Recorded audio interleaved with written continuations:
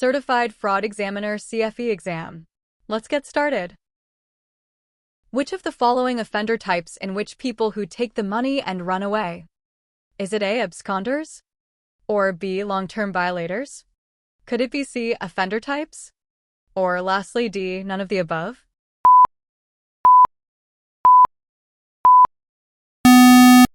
The correct answer is A. Here is why. Absconders are fraudsters who steal a large sum and flee. Long-term violators continue their scheme over time without immediately fleeing. Next question. When situational pressures and perceived opportunities are low and personal integrity is high, occupational fraud is much more likely to occur than when the opposite is true. Is it A, true? Or B, false? Could it be C? Or lastly, D?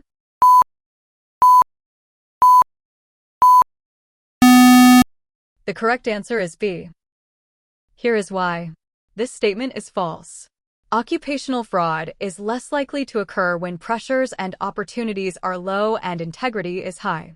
The opposite conditions, high pressure, high opportunity, low integrity, increase the likelihood of fraud. Next question. Which of the following types of information would least likely be found when searching external sources without the subject's consent or a legal order? Is it A witness's address? Or B, assets owned by a subject? Could it be C, a subject's employee personnel file? Or lastly, D, a competitor's ownership information?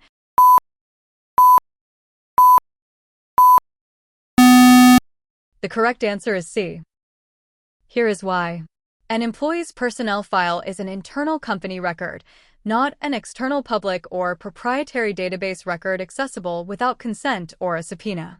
Options A and B can often be found through public record searches. Option D, competitor's ownership, is often a matter of public record, e.g., Secretary of State filings. Next question. Which of the following statements regarding recommended vendor due diligence procedures is most accurate? Is it A, an organization should avoid revealing that it is seeking information about potential vendors prior to starting its relationship with them? Or B, an organization should perform audits of potential vendors before agreeing to conduct business with them? Could it be C, an organization should request that new vendors complete a questionnaire about their background immediately after signing a contract with them? Or lastly, D, an organization should ensure that vendors have their own ethics and compliance program before engaging in any transactions with them?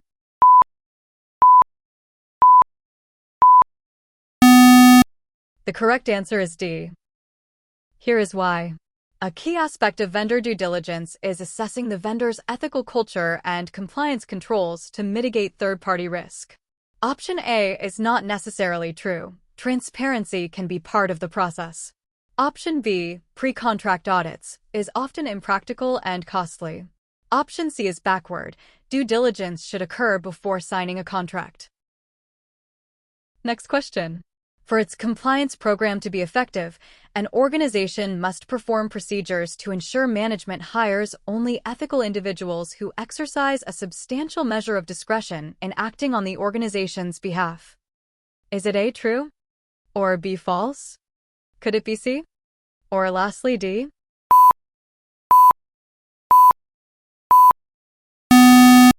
The correct answer is A. Here is why. This is true.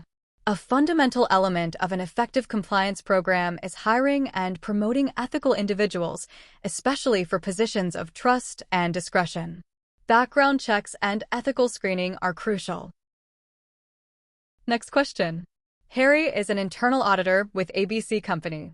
Harry's supervisor, the Chief Audit Executive, CAE, is the fraud risk assessment sponsor and has tasked Harry with drafting an email communication regarding ABC's upcoming fraud risk assessment process.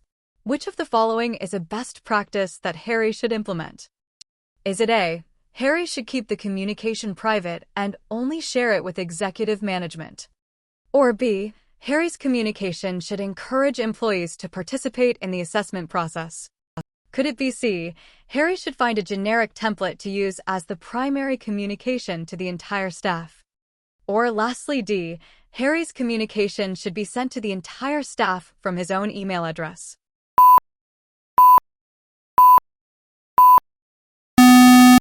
The correct answer is B. Here is why. Effective communication about a fraud risk assessment should encourage broad participation and input from employees to get a comprehensive view of risks. Option A defeats the purpose of gathering input. Option C may be acceptable if tailored, but generic templates are less effective. Option D is poor practice. Such communications should typically come from a higher authority, like the CAE or CEO, to demonstrate importance and secure buy-in. That's it for today. How many did you score? Let me know in the comments. Please like and subscribe, and tell me what topic I should cover next. Bye.